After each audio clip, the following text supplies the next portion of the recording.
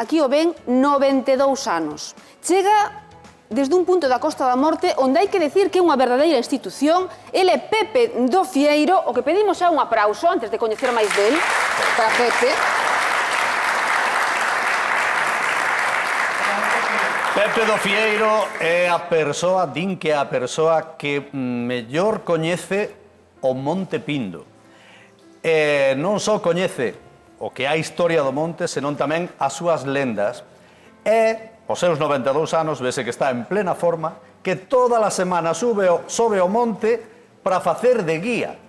Que tal, Pepe? Estás en forma? Moi ben, sí. Boas tardes. Buenas tardes. Estás en plena forma. Pero como é eso de subir todas as semanas aos teus 92 anos ao Monte Pindo? Bueno, porque gústame, en primeiro porque, gracias a Dios, desfruto de salud, que senón non podría facelo. Normal. Pero gústame subir para acompañar a quen quere ver o Monte Pindo e, ademais, explicarlle algo da leyenda, do que nos conta a leyenda da historia do Monte Pindo, porque hai xente que vai ao Monte Pindo e non conoce nada. E logo, cando ven de volta, dicen que foron ao Monte Pindo e pregúntanlle, que viste no Monte Pindo? Claro. Nada, no Monte Pindo non se veo máis que pedras. Claro. Pero no Monte Pindo, vese algo máis que pedras. No Monte Pindo ten pedras, sí, pero cada unha desas pedras ten a súa historia. Eu conozco Monte Pindo porque nacín moi cerca do Monte Pindo, no pueblo que se llama O Fieiro. Ai, por eso o teu apelido. Por eso me conocen como Pepe do Fieiro. E cando era un neno, sobre 7 ou 8 anos, empecé a coidar cabras nese monte, acompañado polos meus veciños. Eu era o máis pequeniño que iba ao monte. Home, con 7 porque anos. todos os meus veciños tiñan cabras tamén. Claro. E entón eu iba con eles. E pasábamos o día, desde a mañán hasta a posta do sol, polo monte.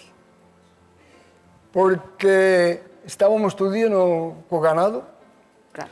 E dedicábamos a rebuscar por todos os corrunchos do monte a ver quen encontraba o tesouro. Claro, porque había moitas lendas de tesouros, non? Falaban os nosos antepasados, Que os falaban? nosos abuelos, de que no Monte Pindo había moitos tesouros.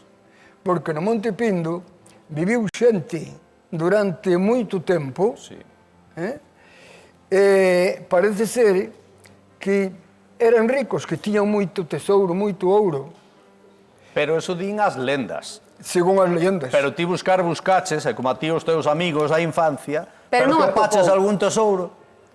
Pois non, eu creo que conozco Monte Pindo moi ben, pero fáltame conocer os recunchos onde está o tesouro. O tesouro, claro. Fáltate máis Eu creo que, importante. Pepe, o propio tesouro xa é o Monte Pindo. Sí. Eso xa é un tesouro, Sí, xa é un tesouro, xa. Sí. E a túa infancia, Pepe, dis que saías da casa pola mañá, non volvías ata a noite, Sí. pero supoño que xogarías como todos os nenos, non? Naquela época, que facías? A que xogabas? Bueno, pois estábamos polo monte adiante a ver quen subía máis pedras, quen saltaba máis pedras, quen encontrase máis recunchos, que tamén andábamos en busca das cabañas dos fugados da guerra, que cando a Guerra Civil Española estuveron os fugados escondidos aí. Había moitos. E andábamos tamén en busca destas cabañas. E atopastes algunha, Pepe? Donde estuveron os fugados da Sí. guerra, encontrámonos todas. E como eran? Todas. Para a xente que non saiba, como eran, Pepe? Bueno, pois son unha especie de local que hai debaixo de pedras que generalmente forman como puente e aí adaptaron debaixo desas pedras a forma de vivir aí, porque eu non lle chamo a esas, chamolle cabañas, non lle chamo cuevas, porque cuevas tamén as hai, pero as cuevas son diferentes de esas. Ainda que nas cuevas tamén estuveron os fugados. Claro. Claro. Estábamos fuxidos da guerra e logo estaban tamén os bandoleiros, non? Aí movíase moito, foi verdade isto, Pepa a Loba. Bueno, eu de Pepa Lobo, pois non é... Non chegou aí ao Monte Pindo? Non cheguei, non sei, Sí, non, sí. deso No, non pero sei. a velo sí que o sabía, eses bandoleiros que se refuxiaban no monte, non? A que? Os bandoleiros que había daquela, os maquis... Bueno, é que bandoleiros xa eran os habitantes do Monte Pindo, que lle chamaban os nosos vellos, chamaban os mouros, eses se vivían da piratería. Claro. Porque no Monte Pindo non vemos grande extensión de terra donde eles puderan traballar, cultivar os seus produtos alimenticios, pero a propia lenda nos dice que, ademais dos minerales, porque eles parece que chegaron aí en busca de minerales, que se poden encontrar minerales no Monte Pindo, aínda hoxe en día, wolframio e estaño, sen grandes dificultades. Sí. E eles vivían destes minerales e, ademais, dedicábanse á piratería. Desde certos puntos do Monte Pindo, do Alto de Peñafiel, do Alto da Moa, Sí. da Casa de Xoana, do Pedrullo, miraban hacia o mar. Claro. Vese perfectamente o océano. E vai a vista. Vese Entonces- todo, é impresionante o que se ve desde ali, Pepe? Sí, é unha vista moi grande. Entonces, eles cando vían eses barcos antigos que surcaban os mares transportando mercancías de todas as clases, Sí, sí. collían a súa flota que tiñan no porto de Quilmas, salían ao encontro daquelas embarcacións, asaltábanas, Claro. roubaban o que podían e logo regresaban á terra, subindo hacia o castelo do Pedrullo e escondéndose entre aquelas rocas e, ao mesmo tempo, que xuntaban fortunas para os seus xefes que no século I da era cristiana eran para a reina Lupa. Pepe, eres como un libro aberto, eh? A verdade impresiona todo o que sabes e o que nos estás contando. Moitas cousas destas contou a miña abuela.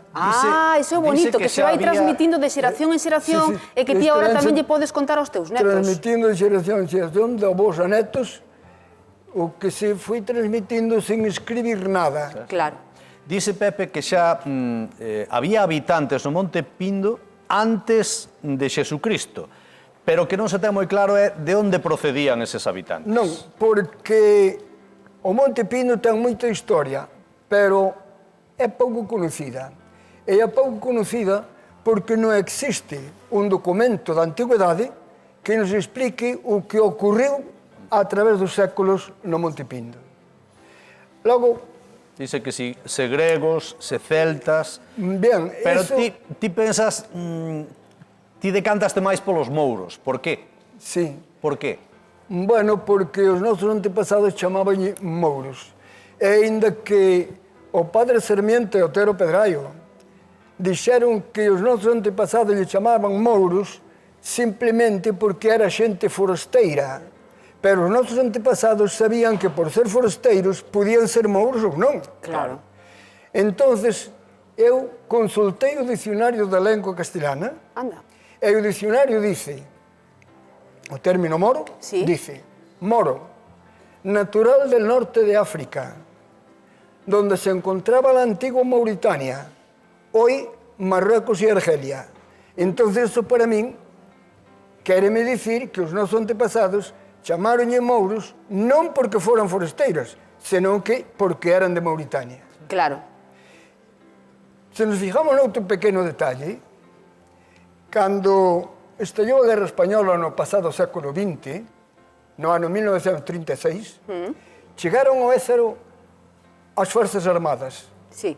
E un dos soldados, cando viu o Monte Pindo, preguntou: que montaña é esa? E os do Ézaro, os veciños do Ézaro, dixeronlle que era o Pedregal do Pindo, porque aí conocémolo co nombre de Pedregal, non? Pola cantidad de pedras Sí. que ten.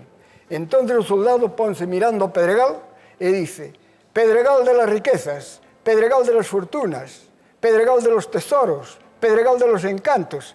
A xente quedou mirando ao hombre e dixe: pero este hombre. Que di? Pero logo o soldado, máis tarde, aclarou. Dixo: yo soy marroquí. Y mis abuelos me contaron muchas historias sobre el Monte Pindo, sobre el Pedregal Monte Pindo de Galicia.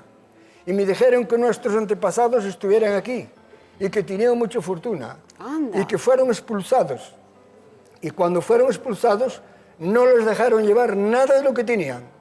Entonces tuvieron que esconder sus fortunas por entre estas Aí ven rochas, Claro, os tesouros das que non dan lendas. aparecido. Claro. dejándole determinadas señales para cuando volvía, se regresaban A topalos. poder recuperarlos. Claro. Pero nunca aquí regresaron. Vese que os agocharon ben, Eu creo que os levaron. Levaron de levalos, porque se ninguén os atopou, Entonces, entre estas rochas, todavía tiene que haber tesoros agochados. agochados. Mira, Pepe, a verdad, o amor que ti tes polo Monte Pindo non hai nada máis que escoitarche para notar que levas aquí no corazón.